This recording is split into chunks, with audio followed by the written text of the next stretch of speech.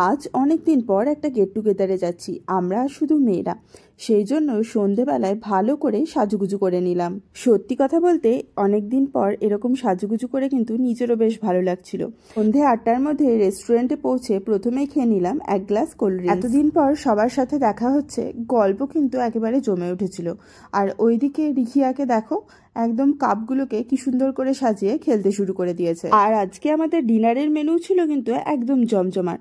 প্রথমেই ছিল পিস পোলাও, তার সাথে ফিশ ফিঙ্গার, কাতলা কালিয়া, চিকেন কারি, শেষ পাতে ছিল চাটনি, পাঁপড় আর গোলাপ জামুন। খাওয়া দাওয়া আর সাথে গল্প করতে করতে কারোরই বোধহয় সময়ের বিশেষ জ্ঞান ছিল না। কখন যে রাতও হয়ে গিয়েছে, ওদিকে আমাদের খাবারও কিন্তু ততক্ষণে শেষ হয়ে গিয়েছে। অনেক দিন বাদে এরকম একটা ভরপুর সন্ধ্যা আমরা কিন্তু সবাই খুব আনন্দ করেই কাটালাম। আবার যে কবে এরকম দেখা সাক্ষাৎ হবে কে জানে, তবে আজকের দিনটা কিন্তু খুব ভালোই কাটলো।